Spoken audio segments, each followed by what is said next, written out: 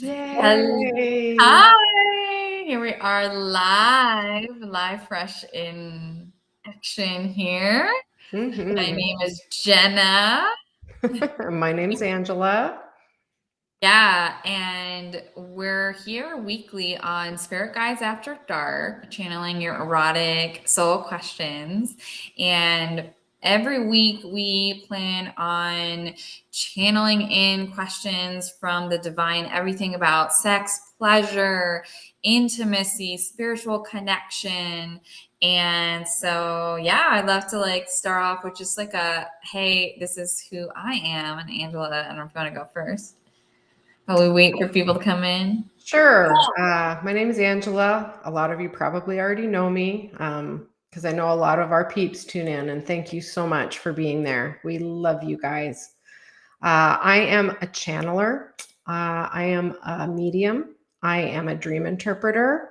I'm a quantum touch energy healing practitioner and do awesome spirit guide readings, among other things.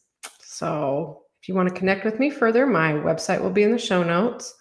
Also, serious advocate of liberated sexuality and freeing people from shame of all kinds and all walks of life, and empowering people to follow their own truth and to hear their own truth better. I love that. I love that. And my name is Jenna Lee, and I'm a channeler. I'm an Akashic Enlightenment practitioner, works with your Akashic records, your soul's book of life, essentially. And I hold space in different capacities, online events in person, and I help guide people back into the remembrance of their own true self. And yeah, it's been a journey. So it has been a journey here. Wouldn't you say? Oh, yeah, it's been a huge journey. It continues. Like, there's always another horizon. I think that is one of the things I love most about deciding to be on this path and deciding to be a channel and deciding to follow these gifts is it is ever changing, ever expanding. And there's, again, always another horizon. Like, this broadcast will be different than the next one we do because we will be different people. We change that much. I mean, life changes that much. So, and I just want to put in a plug. Everybody has psychic gifts. Everybody. Psychic gifts are simply people being able to sense energy, and we all do it. We all have it. Some people just have more of a certain kind than others, just like some people smell better than other people. Um, y'all are gifted. Everyone is gifted. It is a sense, just like the feeling on your fingertips. Um, and it's so integrated with most people that they don't realize that that's what they're using. It's like it was my gut feeling, or I just decided not to go that way, but we all have it. So empowerment. I want to empower people. You all can sense stuff. You all can feel that inner truth. And this is our, Erotic Spirit Podcast, especially in sexuality. That intuition is your safety net. Yeah, I love that. And I love that you brought up this piece about how it shows up differently for other people. I didn't know that I was intuitive until I started going to the psychic and mediumship development classes. So Mm-hmm. it's and it flows differently for me now than it was. And now it's like I just have this information that comes in, and then I Mm-hmm. just operate and move from that. It's not separate from me. And then when I was practicing quite a bit, I would see the visions, hear, know, and then try to figure out what it means. And now the information just kind of flows differently, and I just operate in that state. But people operate in all different kinds of state. We're all intuitive. So Mm-hmm. I love that. And Yeah. it comes through differently for different people. That's why you can, what do I want to say? Go to a psychic and they can, like, if you were three different psychics in front of you and they all see the same thing, you can get different perspectives and a different reading slightly from each and every one because of how they see things, how they describe things, and who they're talking to. Honestly, when I do readings for people, I'm hearing their spirit guides. And spirit guides talk about everything, including sex. You can ask them about anything and everything. And if they don't know it, they will find someone for you that does. They have like unlimited resources. But there's nothing you could say or do that would make them go away from you. And everybody has spirit guides. Again, I don't care who you are. And it's not just one, it's many. You have teams of people. Did you know that? You have people, lots and lots of people that help you if you ask. You have to ask. If you ask. I love that. And just tuning into the frequency and dropping in to this space and what we're doing. And so as people are coming in, I do see some people coming in here. Feel free to hit that like button, hit that subscribe button, and we'll be tuning into the frequencies of all that needs to be channeled in today. You know, the channeling in through love. And I feel this container kind of being set. I actually feel the heart space just really expanding in here. So as we kind of drop in to this, creating this container, feel free to relax your eyes here. Feel free to just drop in deeper. I feel that heart just expanding and opening up to receive. So if you are open to receiving information, healing, all of the above, all for your highest good, send a telepathic yes, creating this container within all that is within yourself, within the space for this evening, allowing ourselves to being open to receiving and flow and dropping and grounding that information into our body, minds, and spirits. Seeing that hearts expand further out more past the physical body as that heart is connected to the universe, to universal life flow, to all that is. Dropping in deeper, grounding in, allowing ourselves to be seen, heard, witnessed, acknowledged, and acknowledging any shifts in consciousness, any awareness to opportunities to seeing your true self as is. Let that be seen and acknowledged and loved. And all parts of you that have not been your true self, loving those spaces even more so that you can make the shift and see the shift of your true self and all that is. Dropping in. Beautiful. Feel free to start to come back to the space. Yeah. Just letting yourselves be seen and just transitioning here. I feel like there's another message. Angela, if you have anything. Yeah, they're already coming through. So they're coming through about innocence and sexual innocence. Innocence is one of those things that it's like if you are considered to be a sexual person, you cannot be innocent.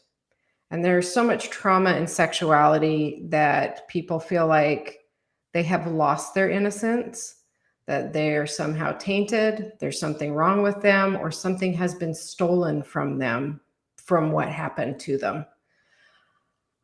The message coming through is just innocence is a state of mind and a state of being. And it's not about what has happened to you. It's not about events. It's not what you've been through. It's a moment of now and what you are bringing to the present moment. It is a quality that it is inherent in who you are. And like any quality, you can dust it off and bring it out. It's not something somebody can take from you. And I say that with deepest love and compassion because I want everybody to know deep down they are innocent. When first I heard that message through spirit for the first time, and I heard everybody is innocent. And I went, really? especially being Catholic. I'm like, you've got to be kidding me. That defeats the entire purpose of everything I know. Everyone is innocent deep down. We are all here in this place to have an experience, and we are all having different experiences, but our souls are innocent. And that's the part of us that really matters. So when I say sexual innocence, I mean innocence in the way of, or how would you implement that?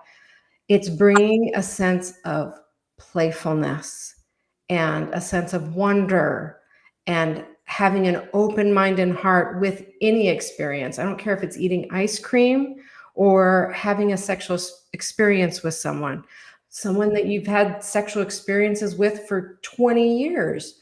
You can still bring in innocence, playfulness, joy, again, a sense of wonder, a sense of trying something new.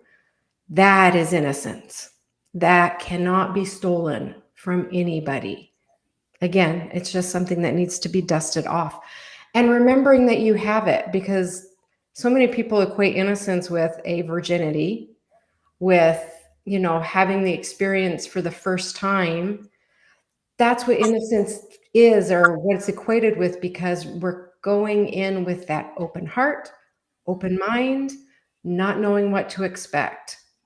If you do that with every experience, you're walking in with innocence. So if you've been like intimate with someone for the last 20 years and it's lost its luster, try shining some innocence on it before going into the experience. Say, I'm going to go in tonight and I'm going to not know what to expect. I'm going to look at my partner's body in a different way, and I'm going to see where that takes us.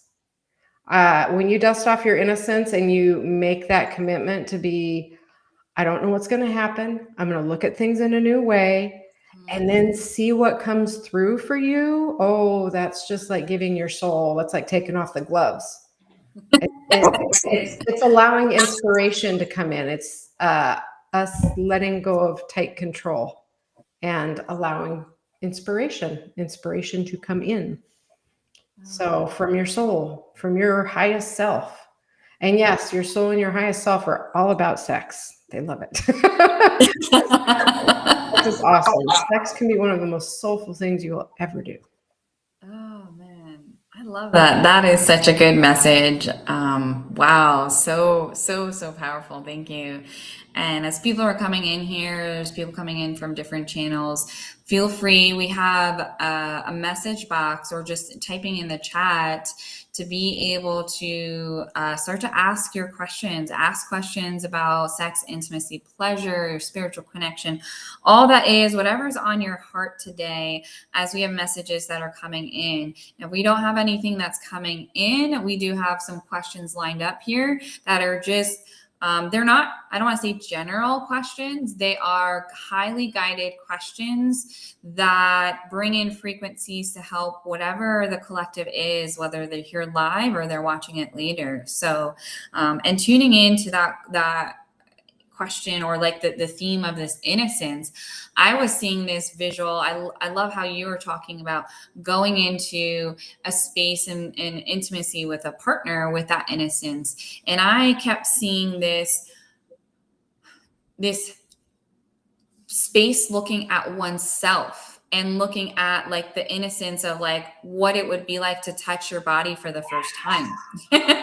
Right. And like, Great. what's even coming in is like looking at this opportunity to, even if you feel like you have some trauma or some responses or reactions around that thought, I invite you to stay with that and allow yourself to drop in deeper to that, because there's no bad reactions. There's just a curiosity to, oh wait, me going in and touching my arm. It doesn't even need to be like genitals. It can be like the arm or the hand or the face, and being curious about your body, right? That looking at innocence and even this inner childlike, or even a childlike curiosity to life, where you're like, like I didn't know this elbow could move that way for the first time, right? But like looking at it in a sensual experience and what it would be like if you did not have that experience. Because I can say that for me, when I was a kid, I had a lot of trauma, and I was not thinking about what would it be like to touch my body and be curious about it. So if you feel like you're stepping into a new arena, allow yourself to just be like, wow, this body, like, oh, that arm, oh, that leg, and allow yourself to just lose yourself in whatever comes up is so accepted. Even the parts that feel a little scary. That's the important part. That's the part that then once you start to see and acknowledge it, then you shift it. When we acknowledge something, we are then allowing ourselves to not suppress it, but choose to do something different, because now it's at the front of our mind. Now we can say, I want to love my body, so let me do it. Let me do it. Mm-hmm. Yes. Yeah. Yeah. I loved how you said embodiment, embodiment and embodying certain qualities. Embodiment is bringing in a quality and physically being it, and doing that consciously. I used to think that was so complicated. It's really not. And I made it complicated because I thought I had to embody qualities based on what other people thought or what other people's standards were. Embodiment became really easy as soon as I went, what does this look like to me? And it may not look like anybody else's, but it's mine, and this is how I'm going to do it. Sexy is one of those things. What I think is sexy a lot of the times is not what the general population thinks is sexy. And I embody what I think is sexy for myself, not what I think other people think is sexy. And that, I have noticed, brings more confidence. And if I think it's sexy, it's funny, so do other people, because I am embodying sexy for me. And that energy is there because I've embodied it for myself and I'm comfortable with it. Therefore, it radiates out from me. Yes. I love that. And I love like this space of like not performance, and more like about self, right? So I feel like one of the things that comes out in sexuality is it always feels like it's, or what has been portrayed as the opportunity, like in movies or whatever is content that we consume, is like this way of performing it outwardly, and that it's for something else, for someone else. Mm-hmm. And when we take that embodiment and we take this, like, I look good for me. Like, I'm going to get dressed up in this lingerie for me. I'm going to buy this for me. We can start to switch the themes around to then actually exploring and feeling pleasure for ourselves. In the bedroom, it becomes about presence instead of performance. Yeah. And when you drop into that space of presence, you get out of your fucking head and you actually receive pleasure, because it's not about like, oh, I need to like look this way, or, oh my gosh, my body's doing something weird and I don't know how I feel about that. So you really drop into presence and you feel the sensations in your body more. You drop into your body. So I love this space of embodiment and like going from performance to pleasure, really.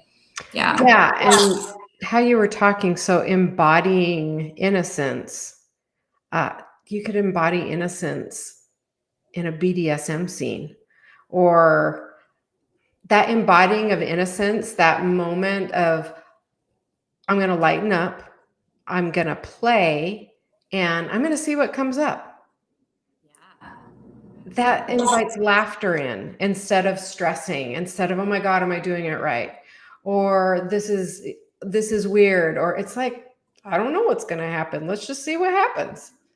and then lighten up about it. That commitment to play is, I think, what is so important when it comes to embodying innocence.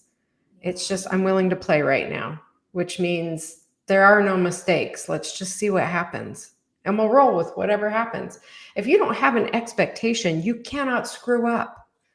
It's that XYZ has to happen for this to be a good experience. You're already hosed. Like, it's already ruined the experience because it's been crushed under the weight of those expectations. Innocence is throwing those expectations out the window. I'm like, I don't know what's going to happen. I'm going to try sucking his toes tonight. We'll see what happens. He could be totally weird. He could love it. Who knows? We might laugh like crazy. He might be ticklish. It's that willingness to play. Yeah. Yeah. And I love, it feels like it goes back to that theme of innocence too. Like approaching this from a way that's like, instead of saying, oh, he's going to react like that. It's like, no, it's like, this is going to be exciting. I'm like, who knows what's going to unfold? And so that's that innocence, that worldview that you step into something and magic's going to happen. And then, maybe it's something that one doesn't like, but there's no harm. There's no repercussions, right? It's just allowing one to be like really in a space of presence and moving in flow and that creator energy. Mm-hmm. Yeah. Yeah. I love it. It's juicy. Yeah. It's lightening up. It's the lightening up. Yeah. It's so juicy. So I haven't seen any questions come in, and all good here because I'm going to select a question if you're ready. Yep. Yeah. So I have this question here on what does it mean to listen to your body's yes and no signals sexually? Yeah. And you can feel free to. They're not even coming through. They're like, you answer this one. And they're handing it off to me. They're like, oh, you got this one. For who, you? Yes. Oh, yeah. Yeah. So I'm tuning in because this is channeled messages after dark. And with that message, they just kicked it back to me. It was hilarious. Like, you answer this one. You got this. So read it again. What does it mean to listen to your body's yes and no signals sexually? So it's different for everybody. And for me personally, I've noticed that my yeses and nos can be very different from everyone else's. And I have a history of not respecting my yeses and nos, going both ways. And that leads to absolutely nowhere. And so this is the other thing. A lot of people ask, what do yeses and nos feel like? Well, how do I know? That feeling in the pit of your stomach, if it brings you joy, it's a yes. If it makes your stomach sink or it does not feel good, that's a no. It's not a great secret, but so many of us are taught not to listen to our yeses and nos. We are taught that we are not allowed. We have to put our head down and push through because it's not polite, or we're obligated, or it's unacceptable. They're playing a picture. So when I say they, my guides, they're giving an example of like when you have a little kid and you're like, go see Aunt Irene. She's, here for only a few days. Go give her a hug. And that child's inner self is going, do not touch Aunt Irene. I don't want to be anywhere near Aunt Irene. For whatever reason, Aunt Irene might have crummy energy and that child's sensitive to energy. But they're like, no, I'm not going to do it. And then mom goes, yes, you are. Be polite. You're going to go give her a hug and a kiss. Deal with it. Stuff like that. We get those messages all the time, and it desensitizes us to our yeses and nos, so that when we grow up and we get into situations where listening to our yeses and nos could have saved us pain, heartache, danger, harm, we blow right past them. I had to learn that the hard way. I got myself into a really bad situation and a really rough marriage because I did not listen to my yeses and nos, and I blew right past them. And it got me into a rough situation. So listening to those yeses and nos and respecting them, irregardless of what other people think, even if it's your partner. If you've done something again for 20 years and then that night you're getting a no about it, it's like, oh, I've done it for 20 years. I can't say no. It's like, yes, you can. Things are changing. Yeah. Oh, I love that. Yeah, I love that. There's a couple like really big messages there, and it comes down to like, for me, a couple things is, yeah, we've been taught, like you were just explaining the story, we've been taught to do something because it's polite, or it's like the right, like putting in quotes, the right thing to do. And it's really what someone else wants, right? So then as a kid, and we grow up and we learn, actually it's like now people pleasing. It's like, okay, this is what they want. This is what society wants. And so there's that piece there, and it's learning actually truly what we want. And then I love to drop into the body.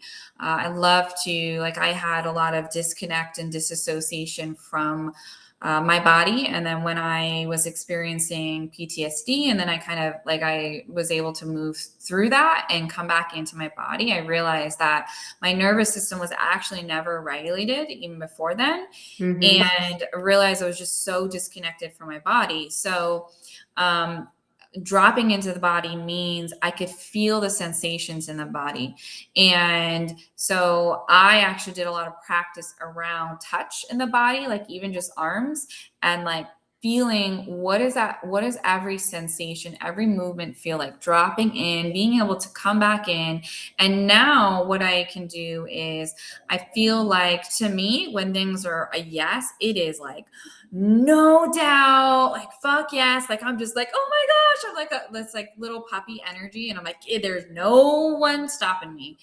And sometimes there's like, oh, there's a maybe, and there's like, oh, that seems, but dropping into then those no's, I might feel like my heart might hurt, or like I might feel the pain in my body, and I might feel heavy and sticky, or like, even sometimes it might be like my throat might feel like there's something in my throat or something like that. So feeling how it feels in the body and being able to move through that energy, and then say, okay, like, I'm actually going to follow through. And that's when the energy moves, and I feel like, I feel good about it. But really, really discerning that. And then I did a lot of practices around, like, when I would actually feel yeses, do it. When I would actually feel no's, don't do it. And start off with small things. So even just like going throughout my own day and be like, oh, do I want to have that tuna sandwich right now? No. Okay, how does it feel in the body? Like, I'm not craving it. Like, don't do it, right? Even if that's like the option that I have, like, I feel like I want to have this, feel into the body and actually follow through with little things. And then it's easier to say no to other people. Yeah. I can't remember who said it, but it was, if it's not a fuck yes, it's a hell no. It made it really simple for me sometimes. If it's not a fuck yes, it's a hell no. Yeah. The other thing that helped me so much in my life, it was from a very wise lady. She said, you do not have to have logical information or use logic to make life choices. Making choices based entirely on feeling is valid. There doesn't have to be a reason. None. If it doesn't feel right, that feeling is enough. I'm not doing it. Or if that feeling is heck yes, doesn't have to be logical. I'm doing it. Yes, I love that. Yeah, Absolutely. Absolutely. Oh man. Some good juicy stuff here. And are you ready? I'll just kind of drop it in here. Anyone who's watching, feel free to drop in a question here, asking questions about anything sex, intimacy, pleasure, spiritual connection. And I don't see anything that has come up yet, which is all good. It's all about like whatever transmissions that you're here to receive. I do feel there's something in my head that I just started to feel. It was really interesting, but I don't see anything yet, so I'll drop into this other question if that works for you. Yeah. How can someone reclaim sexual sovereignty after betrayal or manipulation? So, how can someone reclaim sexual sovereignty after betrayal or manipulation? Oh, that's a good one. Let's see what they have to say. So, forgiveness is key. Forgiveness means that you are no longer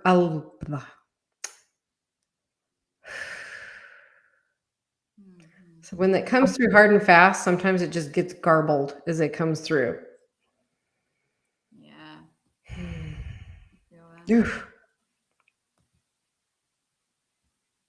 So forgiveness means that you are no longer willing to allow someone to hurt you anymore. And that means with their information, what you've learned from them, what you've learned about yourself from them.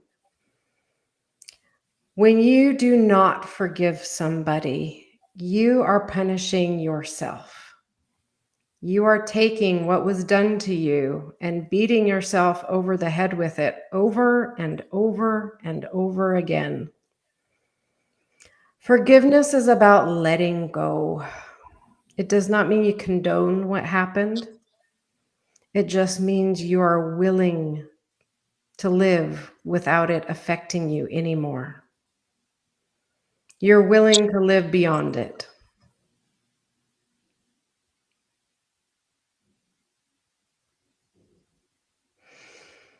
And that's that. Beautiful. Yeah. Yeah. I feel some, I could feel like Christ consciousness coming through, and I can feel here there is also some resistance. And it was interesting because you had like stopped your transmission at that time. I could feel like resistance in the field with the word. And I can even feel like a heaviness on the throat around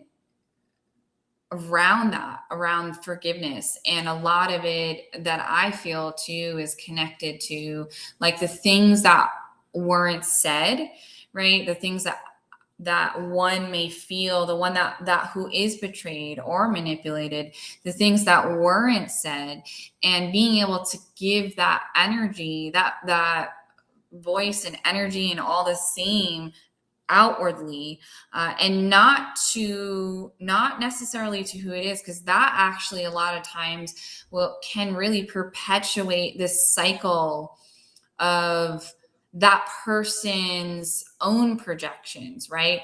Validating their own insecurities and their own projections. And that doesn't mean to not speak up for oneself, but to choose discernment in places on when it actually is beneficial, right? Where is the power? Is the power about oneself seeing oneself and dropping into giving that a voice and just speaking that into existence, whether that is through journaling or through writing a letter or through exercising, physical exertion, and through breaking things with anger and allowing that energy to actually move up and be acknowledged in the body, but through and allowing one to connect to all that is, letting that cycle come back in, that Christ consciousness, that forgiveness, that space of not condoning, not giving a pass, but true seeing oneself in power and stepping into that space and now moving from that space. But first, that energy needs to move out. It needs to move out and letting that voice be heard and acknowledged, and that inner child can then validate oneself and see one's own worthiness. And that space of forgiveness that drops in is all about one's own power, staying in one's power, seeing the body, mind, and spirit as one, and of letting that oneness be acknowledged from a higher consciousness, but also physical embodiment to true self. And being at peace is all that one soul really, really wants. So being at peace of mind and letting the mental energy of an experience move through and stay out of one's field so that we can be at peace. Yeah. And so it is. And so it is. One of the things that helped me most, this is an interesting question. I'm just going to tell my story. That marriage of mine, I thought I'd finally picked a good one. He had excellent qualities, government clearance, all sorts of awesomeness, and found out he'd been cheating on me. And not only had he been cheating on me, he went after underage girls when he did it. Found that out when he got arrested, and I got a phone call at 1 a.m. From jail, and it was him. And I heard all of this. I was in absolute shock. I had no clue. And what he told me was, I have a whole life you don't know about. And that was when it really hit me between the eyes, how much I had not been listening to my intuition, because I blew past some red flags that I didn't realize that I think I didn't want to see. So what helped me most, because I lived that question of how does one recover one's sexual sovereignty after betrayal, especially when our breakup was over sexuality, and betrayal in that way, to not take it personally. None of it had anything to do with me. It was who he was and who he chose to be, and none of it was my fault. When I am doing readings for people, and especially when sexual trauma comes up, one of the things that comes through perpetually, it has nothing to do with the victim. It has nothing to do with who they are. There's nothing they've done to make them deserve it. That it is the perpetrator and just who they are and their own stuff. It is their own private play that they are enacting on the rest of the world. It has nothing to do with us. Yeah. Don't take it personally. As soon as I did that for a lot of the sins of the world that I feel were perpetrated on me, I have a different perspective now. As soon as I stopped taking things personally and understanding that had nothing to do with me, it changed everything. Especially as children, we take a lot of things personally. It's our fault. It's not mom and dad's fault. It's our fault that we didn't do X, Y, Z, or that we were treated the way that we were treated. I've come to realize my family, my parents, living out their own drama. I just happened to be a character on the stage at the time. Had nothing to do with me and everything to do with them. So if you're treated poorly, don't take it personally. It's not anything intrinsic to you. It's what somebody else imposed on you. I hope that made sense. Yeah. Oh, that 100% made sense. And there's a big theme there around like forgiveness to oneself.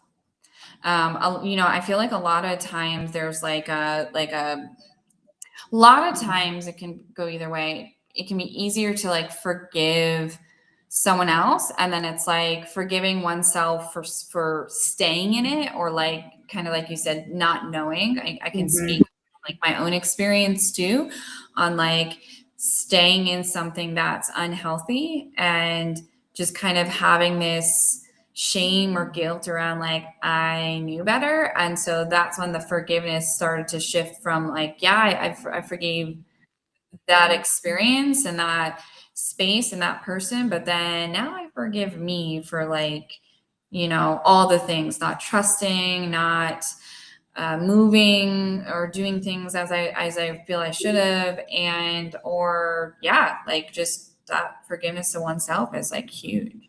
So yeah, I love that. It totally makes sense. Yeah. Love it. Love it. Good stuff. Good stuff. So Very we get good stuff. Yeah, we got that question there. I don't see any other questions dropped in here. So we'll go on to another question here. All right. So I like this. What does sexuality play in embodying our highest timeline? Ooh, highest timeline. Mhm.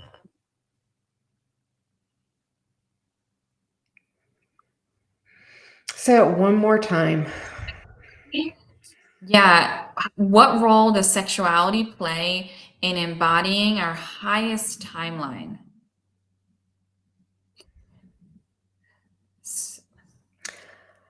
So, sexuality is just another piece of who you are.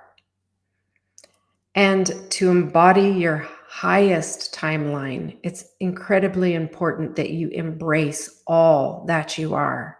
You can't leave parts and pieces of yourself behind. It doesn't work that way. You have to look into your shadows. You have to take all parts of you, and sexuality is a big part of that. And it's a huge stumbling block for many people. So, if no man is left behind, that means you have to take your sexuality with you and celebrate it just as you would any other quality, any other piece of your life and your existence.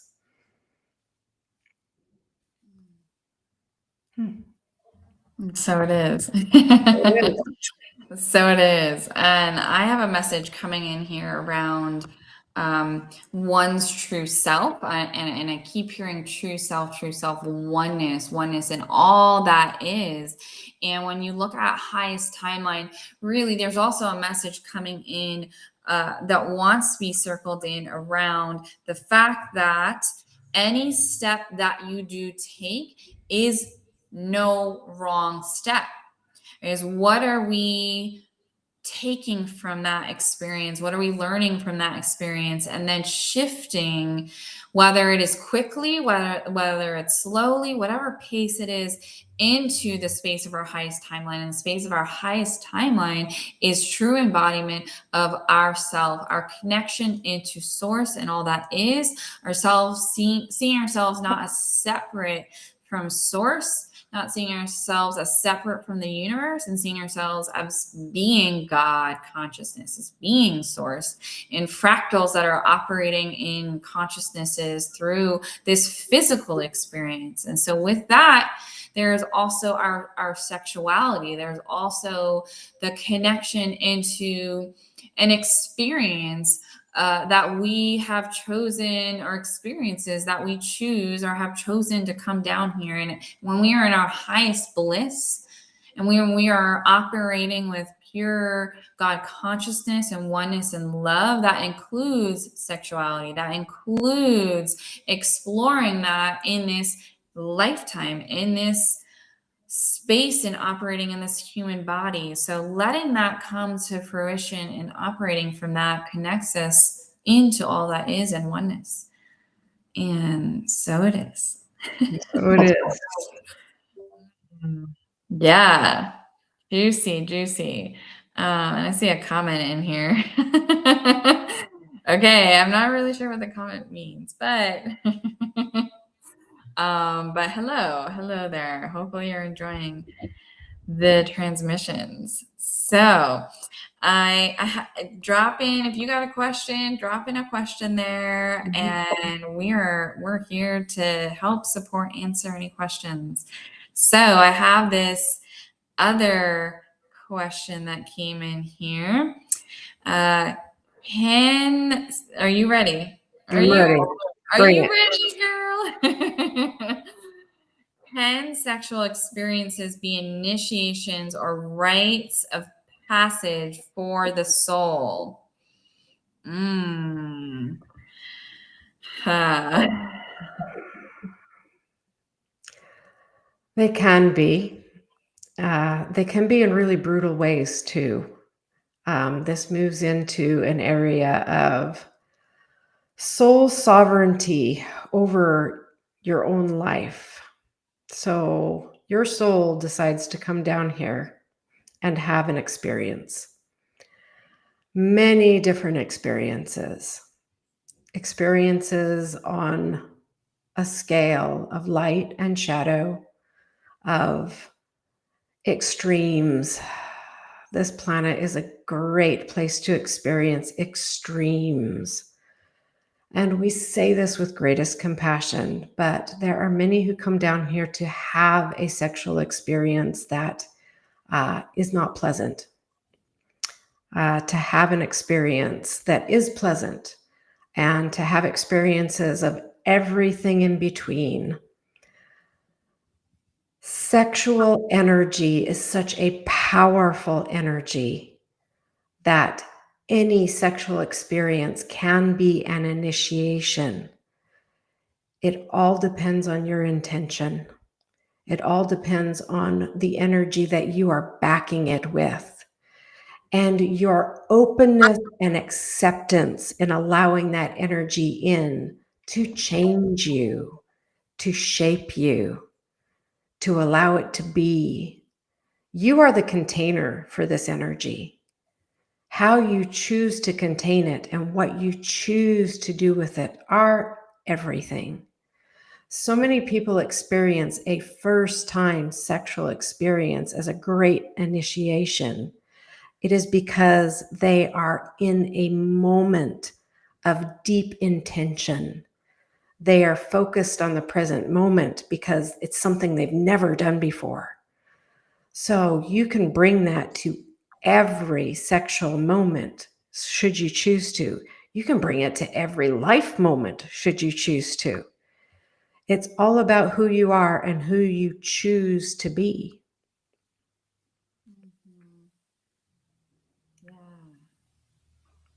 Mm. I love that. I love that. And I keep hearing, I keep hearing for me something come through on Kundalini. But before I get there, it wants to. So we're looking at, right? Reiterating the question: can sexual experiences be initiations or rites of passage for the soul? And so initiations are essentially invitations into a deeper understanding of one's souls. And these can be experiences that many multitudes of experiences that souls choose to come into this lifetime with.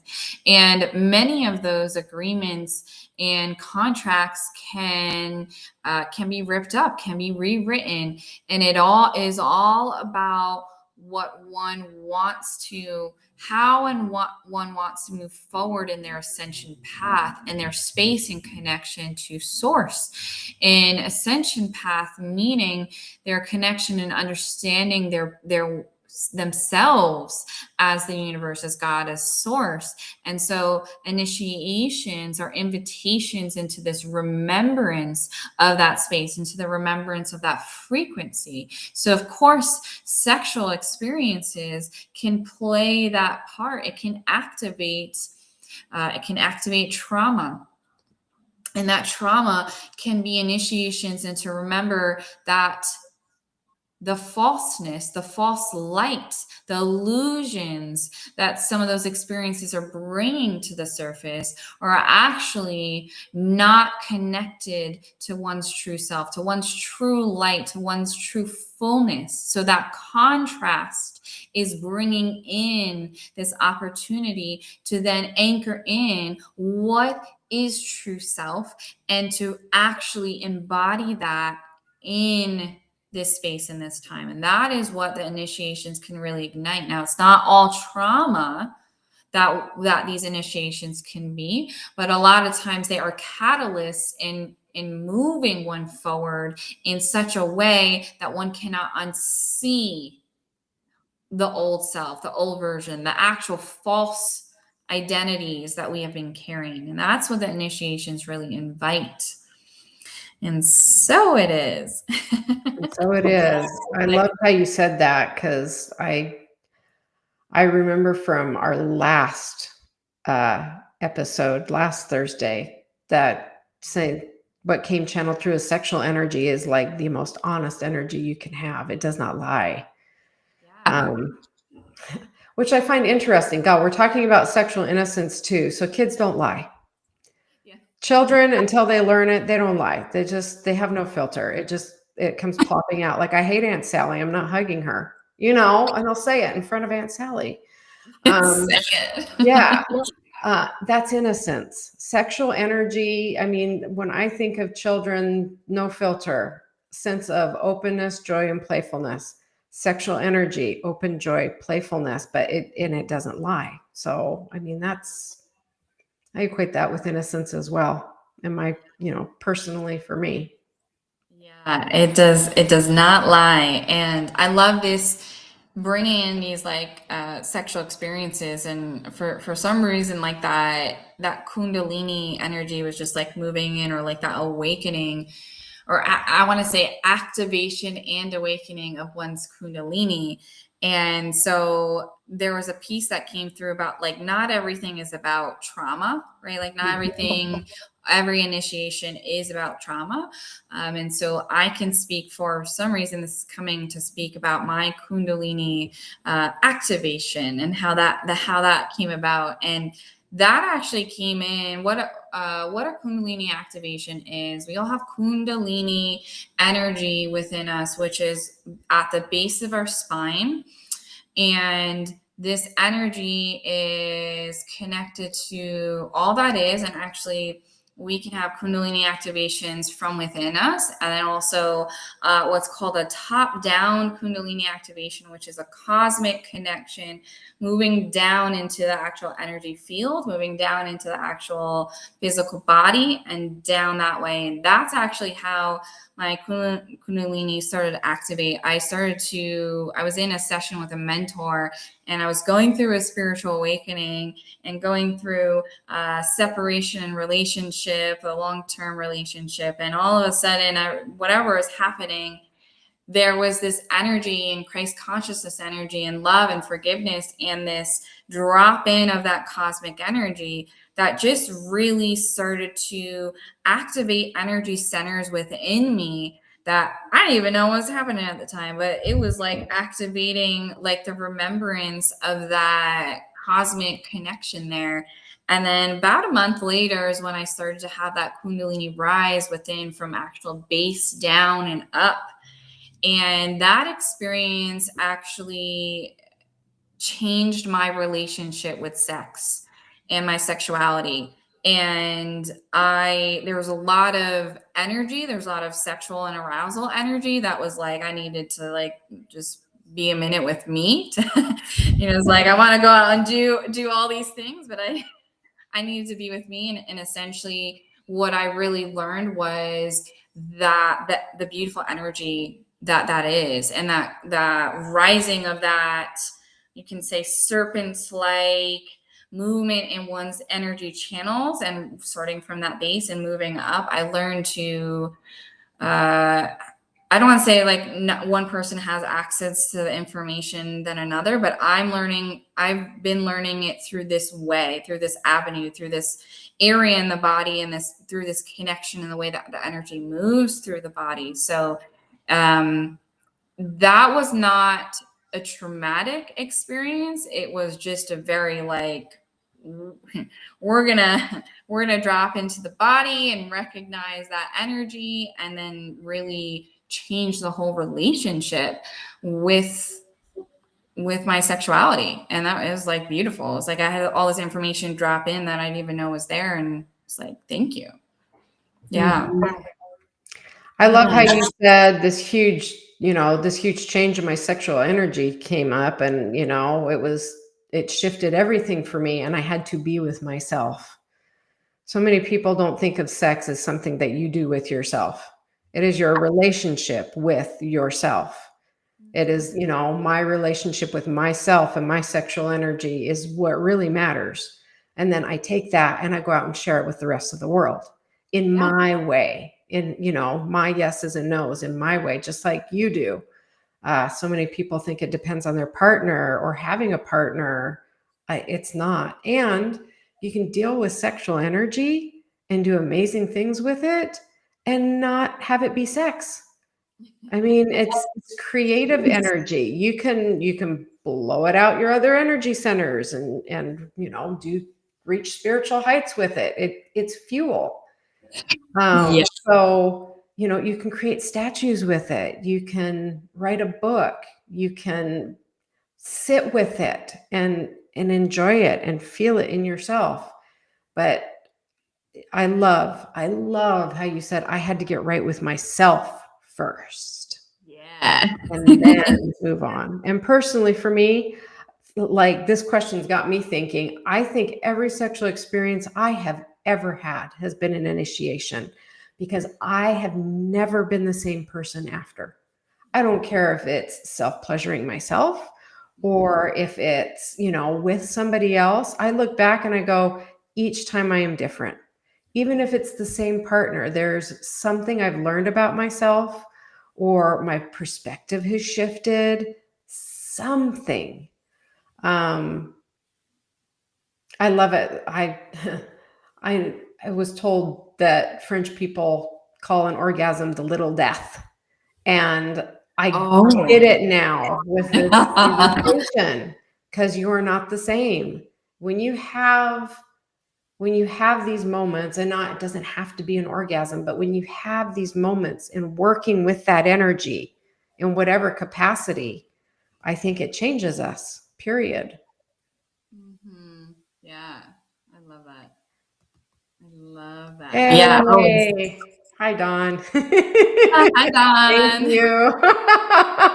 We love you. Reminder, you're so right about hitting the like, share, and subscribe and follow buttons here as we are channeling, really connected into Erotic Spirit Podcast. That's our podcast that we channel about sexuality and healing and love and spirituality. And so these lives are also geared around all those topics, and then working with the collective for really like, what do people want to know? What do people want us to channel about? What are the questions that you feel weird going to people for, and not, like, maybe you don't talk to people about sex, and you're like, well, these ladies, they're channeling about sex. Let me see what that's about. So, and we're here for that. We know this is a sensitive subject. If you have a question you want answered, you can go to our website, and there's a place. You just hit Spirit Guides After Dark in the top menu, and it will give you an opportunity to put in your email and put in a question that we will answer anonymously, because I know there are many people that are like, I don't want my question and my name scrolling across the bottom of the screen. We will answer questions anonymously, and please feel free to do that. Also, we both do readings and channelings for people, and we will answer sexual questions, and we will talk about sexual stuff with you in a safe space. That is our primary goal with this space and doing these sessions. It's to create a safe space for people to talk about sexuality and spirituality and put them in the same sentence and get questions answered and channel about it. I mean, we channel about everything else in the world, but we will not channel about sex. And there's so much trauma and energy and hiccups and blockages around that subject that do not need to be there. And it's simply because we do not talk about it in our society, and we need to talk about it. So this is just generating conversation. Yeah. And I feel like say it louder for like the people in the back, which is not putting anyone in the back, but it's like for just like shouting this information that the more that we talk about this, channel about it, hold spaces for this, we are welcoming in healing for all. And right, what is that? To have a world where we are moving in that direction. I'll put it out there being frank. I go to a lot of conscious expos, and people are not talking about, there are lots of lectures out there, and they're not talking about sexual healing. We're talking about ascension and enlightenment and all these fancy words. And I will just say, get on my high horse right here. How can we ascend and become enlightened if we're not in our fucking body? Amen. Right? If we're not in our body and we're not healing all that wants to come up, which if you want to talk about sex still being a taboo topic, I mean, you know, like even in a conscious space, I don't see people talking about this. So getting in our body, that's my first step. That's my first priority. And then we talk about, I'm on the road to enlightenment. Fine. You know, and there's nothing wrong with the people that talk about that's that space, and they're the peace in that. But more conversations around this is going to help everyone, right? Be mirrors for love of all that is. Yeah. And we just had that message come through that it was about the forgiveness. She said, what did she say? She said, no man left behind. Like your sexuality, you have to, you take it with you in whatever capacity, but you can't just pretend it's not there. It doesn't work that way. We can't pretend our shadows aren't there. And unfortunately, sexuality lives in the shadows so much in this society in one way or another. So it's no man left behind. Like this is a part of ourselves. It needs to be celebrated. It needs to be seen.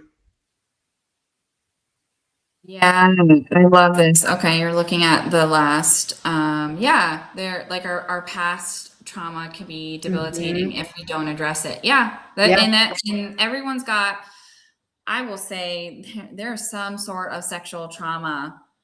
You want to call it different things in different areas. Like it all has different faces. It's not one specific thing, right? So that's where when we start to look at like this space and hold it, and really just be open about it, you know, not being like resistant and not judging it. And if we see it come up, acknowledge it. That's the first step. So I love it. I love all the chats in here. Coming up here.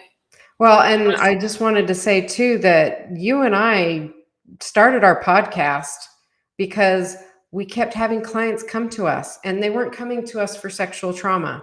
They were coming to us with other life stuff. I need help with my health. I need help with my abundance. I just feel stuck. I don't know what's going on. I need perspective.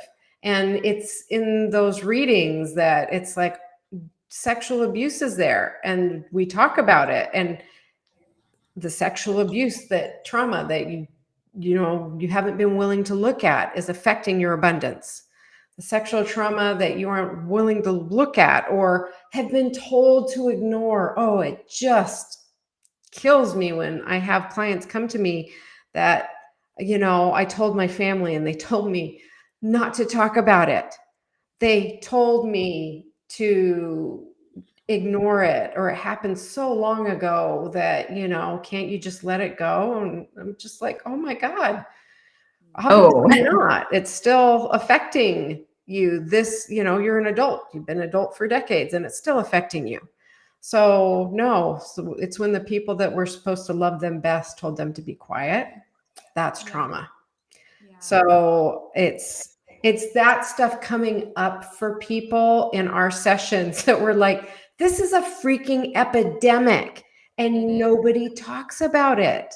Yeah. Nobody talks about it. It needs to be talked about. I know 80% of the women I know personally in my life, friends over the past 15 years, 80%, and I am not exaggerating, have at least one episode of sexual trauma. At least one. And that is unacceptable. And again, it's condoned. It's almost like our society condones it because the people who care about us most say, don't talk about it. That's condoning it. Yeah.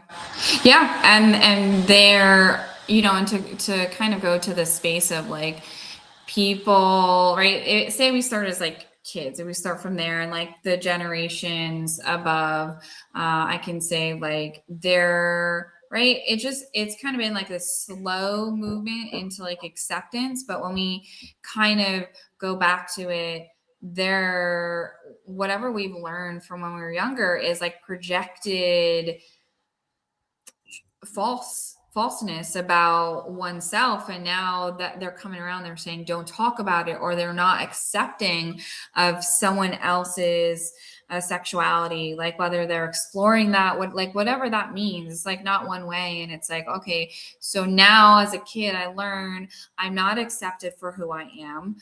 You want to talk about sexuality, you want to talk about whatever it is, and then as we grow up and we are older, now it's like, well, I wasn't accepted as who I am. So if I want to go and start a business, or I want to go and start this passion project, like I don't step into it because I wasn't accepted. So now I'm proving it.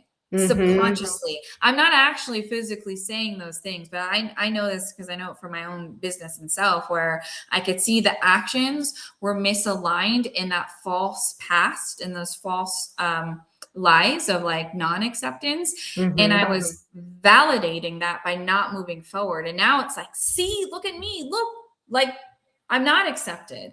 But really, once we clear those misaligned truths or misaligned beliefs, then we can actually see, oh yeah, I am accepted. And like that shit was like, that's not real. So yeah. Those beliefs are like a computer program running in the background that run things behind the show.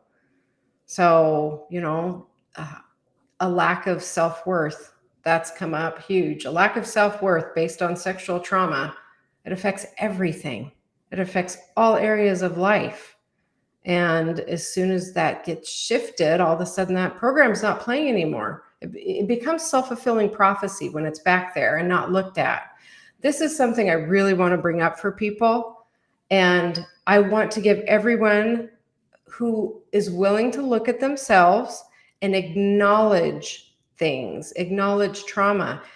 Just looking at it and acknowledging it, it's already starting to shift. Like, give yourself a huge pat on the back. It's already starting to shift. You can't unsee it.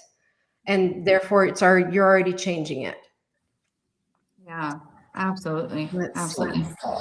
And then I see there was like an update to the to being trauma. Trauma is more prevalent than we care to admit, but so hard to discuss and confront. I love it. Like, and I know obviously like where you're coming from, Dawn, and the work that you do, and like the spaces that you move in and understand very similarly to like the people that come in for help. And it can be really challenging to talk about trauma. And so we just open the conversation, and that is all that we invite. We invite in these, you want to call it taboo topics, normalizing this stuff so that it's like, oh yeah, like my nervous system feels safe to actually discuss trauma or to say something, and then it gives someone else permission to look at themselves and seeing the opportunity of how they would look out on the other side of it. Like for me, I've been really guided to speak in front of people. I've had lectures, and I've had people come up to me after that were like, wow, like your story, and like this is where you are now. And I'm like, you can do the same thing, right? So it's just giving people, shining a light to say, we've gone through a journey, but yeah, you got to go through the work. And like, here we are now talking about trauma, sexuality, all the stuff that deserves to have a light, even in the shadows of us. It deserves the light so that we can shift and alchemize that energy and transmute it and change it. Yeah, it's the energy of creation. It doesn't get any more light than that. That is the energy backing sex. It's the energy of creation. And it doesn't mean making a baby. It can be creation of any kind. Like it's magic. It's wonderful. And to put it in a light of unacceptable, or we don't talk about it, it's taking one of the biggest pieces of ourselves that, if you believe in God or the universe or the light, that has been handed to us to take care of and to nurture and to explore, and put this ugly face on it and demonized it. And it's not what it's supposed to be. I hope there comes a day where we talk about sex over the dinner table like we would anything else, because it's just a part of life. Yeah. We will talk about death. We talk about war. We'll talk about violence. We talk about anger. We talk about philosophical questions. We discuss all this stuff. But like, sex is put in this box of just, we don't talk about it. We don't look at it. It's the reason we exist, but we don't talk about it. True story. Look at it. It's just, it's everyday life. It is everyday life. That's what it is. It is. It is. And I love the conversation here. And it feels like it's actually, I saw this question over here. If no one has any questions, which I don't see anything dropping in, there's this beautiful question on like, what does sexual healing actually look like on an energetic level? And let in that drum roll. What does sexual energy look like on an energetic level?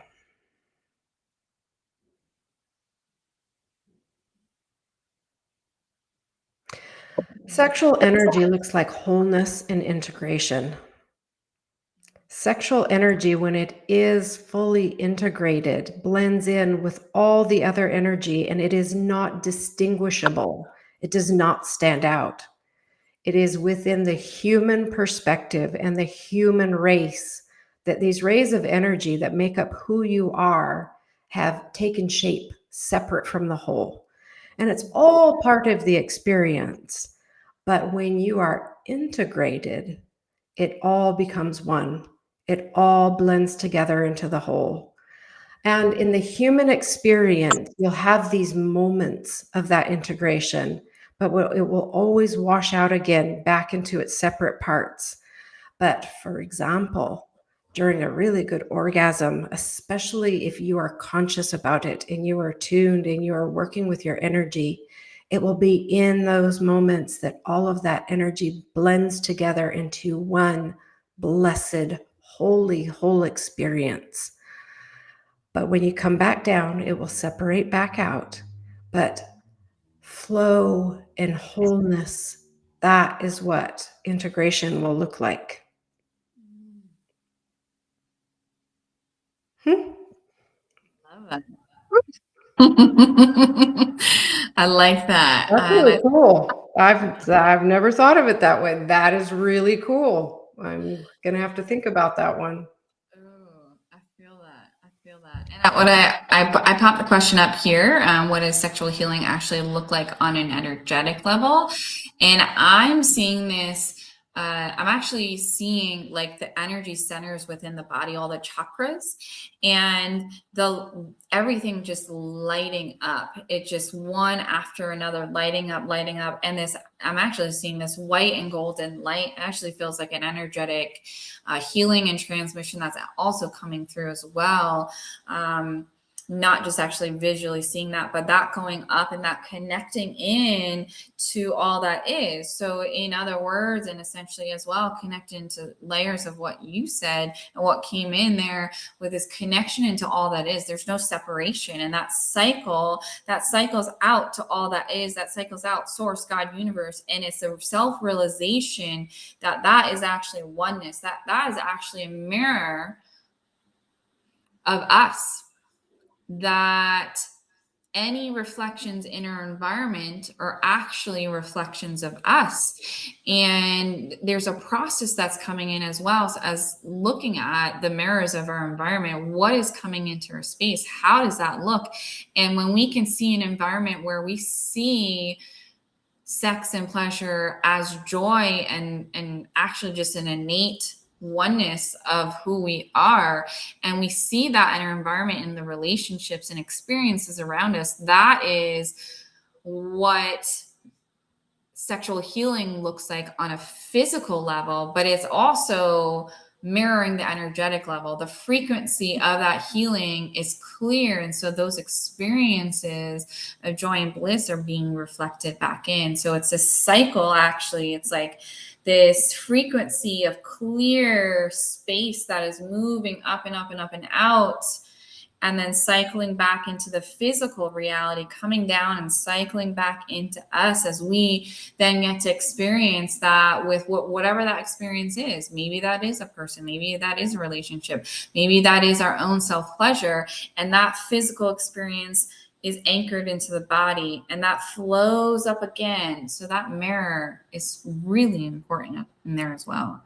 So that makes total sense. And like seeing it in that way, because like we were talking about that stuff, those programs, those things we believe about ourselves, whether they be good or bad, that they run through our being, through our mind, through our energy, they run the show. And if we are wholly integrated sexually, that's what we project out into the world. The energy that you project is the quality of the energy that you receive.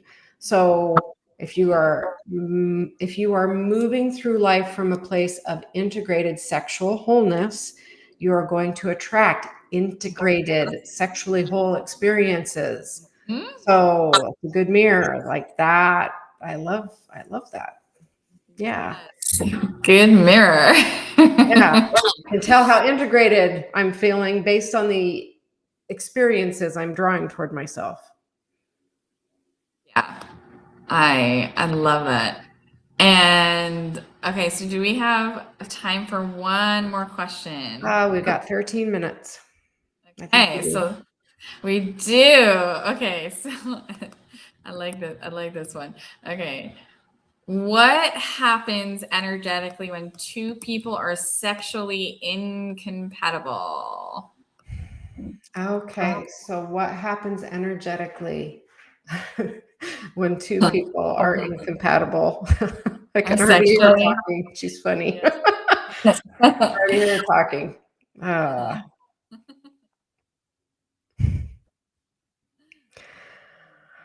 So when two people are sexually incompatible, there are no sparks. Nothing happens. It's like being with your family. Two people who are sexually incompatible is a decision. There is the capacity for every person to be sexually compatible with another person, because when it comes down to it, it's all about the energy. It is all about the energy. You can have a sexual experience and not even touch bodies. It is all about energy and energy exchange on a basic level. And it's all about deciding who you are and who you want to be. Those are the people that you will attract to yourself. When you decide that you are sexually incompatible with someone, it is your soul, it is yourself deciding that you do not want that type of experience with that person. All it takes is a shift in perception that you can change that to decide that you do want to have that kind of experience. And when I say that kind of experience, everyone walks around with an energetic radar. You all do it. You all feel energy. You all come down here with a plan and a purpose and deciding who you want to be and what kind of experience you want to have. So when I'm saying it's choosing the type of experience you want to have, there's nothing wrong with that person. You just don't want to have that experience. That's not what you signed up for. That's not what you want to choose at this time.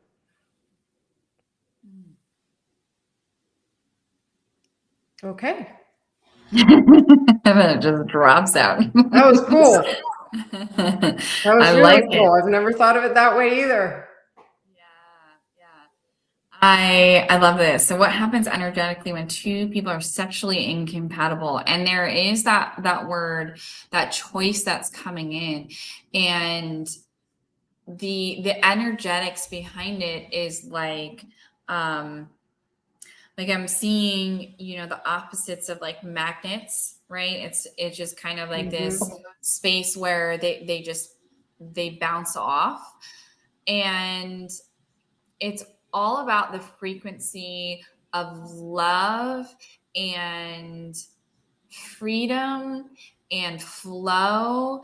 And being incompatible means that on an energetic space, that all of that feels blocked. It does not feel like freedom. It does not feel like love, because you're suppressing your desires, your pleasures, your wants, your expression of yourself fully. It does not feel like freedom because you are putting yourself in a box to stay in that space. So the sooner that you move out of and understand the incompatibleness, the sooner you actually clear any blocks that you have to staying in that, if you do stay in that for a bit, or move out quickly. And then once you're clear, that's when actually the experience is magnetized to you for your highest good, that is in alignment of that frequency of freedom and love and flow. And that flow keeps flowing. So that is I like it. Yeah. That these last two messages have made me look at rejection in a totally different way. Like it's like we were talking about earlier. Don't take it personally. Yeah. It's just that soul doesn't want that experience. It has nothing to do with you or me or whatever. It's just nope. It's not what that soul signed up for. That's just interesting. That's very interesting. Yeah, I love that. Yeah, how you bring in that piece about rejection, because this is actually one of the biggest spaces that people can feel rejection. Like it's just this like, oh, you don't want me. There's something wrong with me. And that doesn't start from sexuality and sexual experiences. That starts like way younger, like things that have nothing to do with sexuality, where we start to learn rejection, where we start to, the way that it comes in for me, at least, is this connection into abandonment core wounds, and however that looks, physical, emotional abandonment from when we were younger. And now it's like every time, every experience that is not essentially choosing you looks like rejection on the outside, when meanwhile, like what's coming in here, the message is clear. It's about what souls want to come into experience and how that shows up, and then being able to be in our own sovereignty to actually choose those experiences and those paths, and just seeing it as that we're just going on our paths, right? Maybe we cross and just to learn the experience that, hey, like I'm in my power, so I'm going to choose this. That's what someone else is choosing. And then the other person gets an opportunity to see that they're not being rejected, that it's not in alignment, and that's okay. Yeah, I like that. That's a good way to put it. Not in alignment. not in alignment. And something to consider too is, again, the quality of the energy we project is the quality of the energy we receive. So if I'm receiving a lot of rejection, where in my life am I putting out a lot of rejection? And personally, like with clients and experiences, and even my own experience, it's usually rejection of self. And this is that moment where, again, we were talking about how does sexuality, impact spiritual sovereignty. It's accept it, reject oneself, attract more rejection from the rest of the world. So Exactly. It's all about inside. tweak the internal environment to affect the external environment. So much easier than trying to affect the external environment. Yes. Oof. I feel it. I feel it. It's all about like the frequency inside, and like when I say words to like frequency, it's like the mindsets, the belief systems, like that's the energy, right? And so when those belief systems are saying something that, like, if our environment is showing us something we don't like, look at the core belief systems, right? And then shift and see, just like look it out. I mean, it's a little bit more than that, but essentially it could be just as easy as like, bye. You go over there, belief, right? And when we see it and we put it over there, we choose a different reality, and then we tracked in what's in alignment. So I love it. I love it. I love it. So I want to drop into thanking people for joining us today. I know we have a few minutes here, but I'd love to kind of just share about what we're doing. And, if people are coming in later, view this later, we have our website, eroticspiritpodcast.com. A reminder, if you would like to ask a question anonymously, go on to the website, Spirit Guides After Dark. It's that tab. Ask that question. You get on our newsletter, which is beautiful too, but we will go over your question anonymously in, based on Q and kind of all that. We'll get to go over your question in the live and have that answered, and see what comes in. And so check that out. We have our podcast, Erotic Spirit Podcast. It's on all the channels. It's on YouTube, Apple, Spotify, all the main ones. And subscribe, give us a follow. We'll be having new episodes coming out here shortly. We were on I want to say a realignment, a redirection in the frequency of the container and how we want it to come up and show up. And that's, I'm excited. So that'll be coming out here in a few weeks. And we'll get some live ones. And then do you want to share too, just a quick, I'll put up your site? Yeah. So I've started doing channeled messages, and I was doing it on a daily basis, but that's a lot. That is a lot to do. So I think it's going to be weekly from now on, and weekly, and whenever Spirit decides to pop in and nudges me in the ribs and says, you need to get on and channel this, and I will do it. So I'm thinking once or twice a week, but I post it on all of my social media outlets. So if you are interested, I've been asking the question, what message does the angels or the archangels or the ascended masters, many other beings, what message do they have for humanity's highest good at this time? And it's been interesting to see what comes through. I love that. I put your website up there too. Yes, thank you very much. Visit my website. Come see me, come learn about dreams, come learn about dream interpretation and energy healing and readings and spirit guides. There's a lot of information on there, period. I just want people to know about spirit and empower people. Everybody has so much darn power and they just don't realize it. Yeah. I love it. I love it. So that's your info, and my info here as well is myawakeningwithin.com.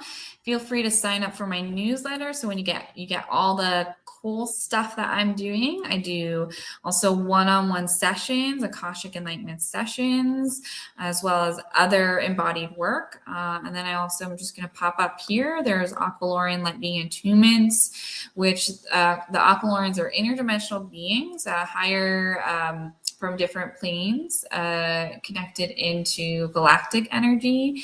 And there are attunements that help one connect into one's true self.